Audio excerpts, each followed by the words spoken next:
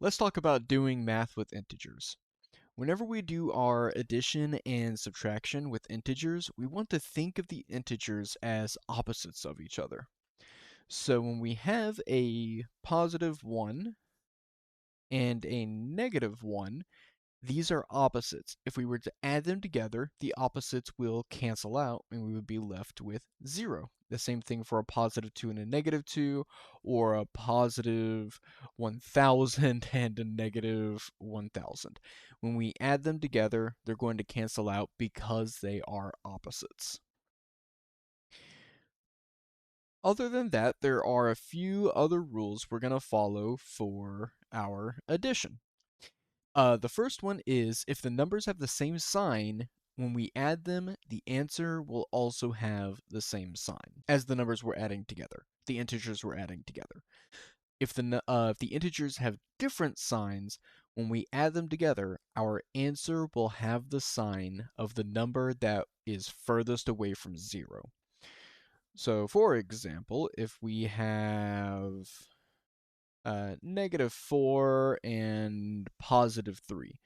The -4 is further away from 0, so when these get added together, our answer will have a negative. Rule number 3, if the signs are the same, when we add, we're going to add the absolute value of those numbers.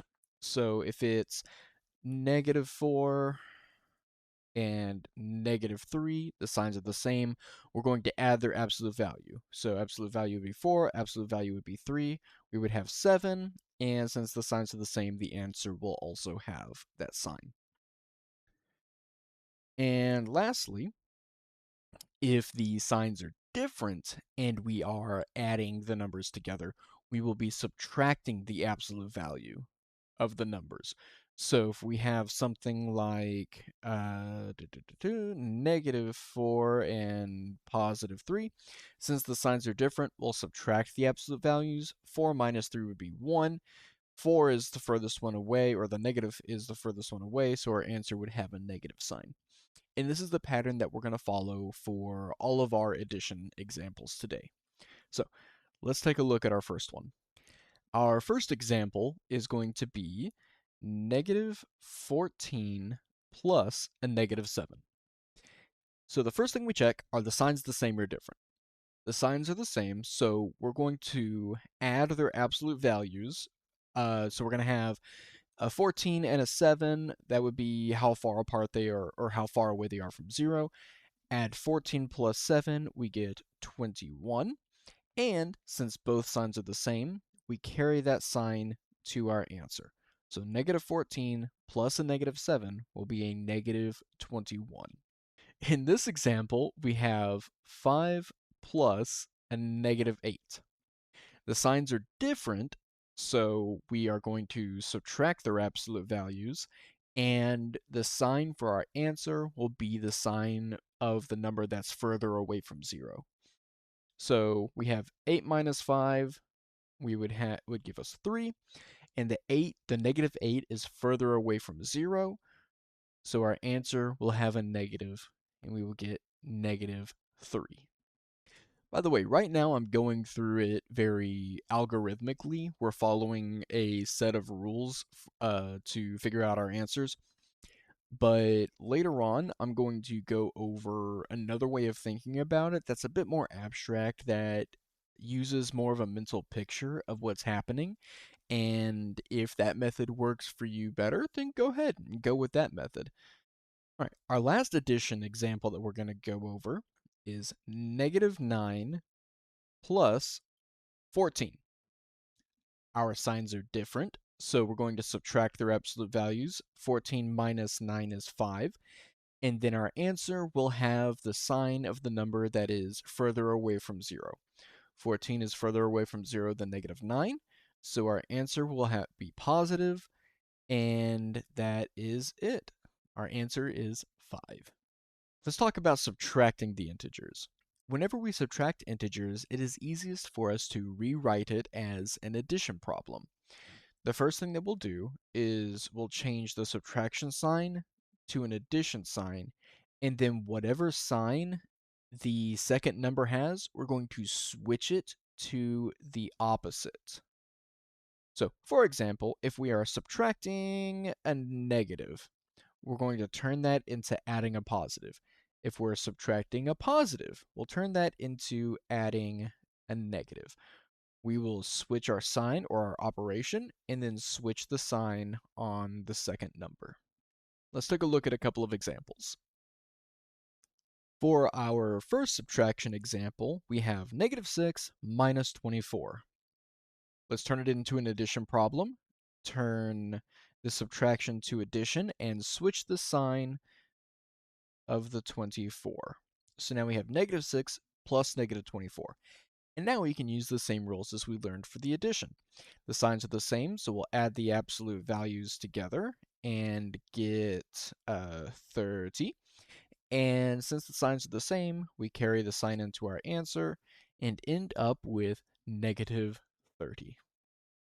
For the second subtraction example, we'll take a look at -8 minus a -2. Follow the same pattern. We're going to switch our subtraction to addition and then change the sign on the second number. Now we have -8 plus 2. Follow the rules of our addition. The signs are different, so we subtract their absolute values. And since the signs are different, it gets the sign of the number that's further away from 0, and we are done.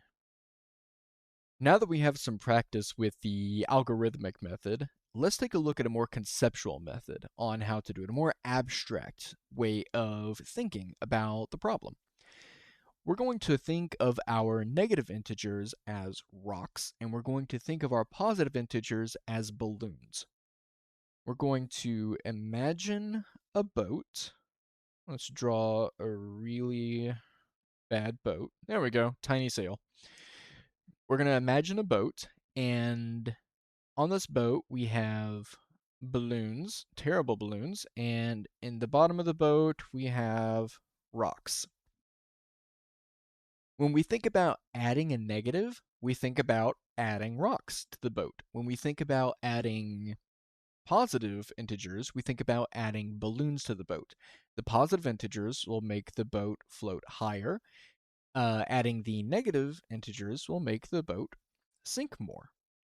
Let's take a look at what that looks like in an actual problem. We'll do an addition one and we'll do a subtraction one. Let's do -3 plus 4. This means that we're starting with 3 rocks in the boat, so we're already down a little bit.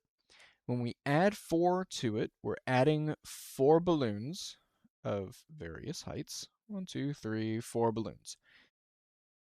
3 of those balloons will cancel out the 3 rocks, and then the 4th balloon is making us rise up 1 more. So when we add these together, we're going to have +1 for our answer.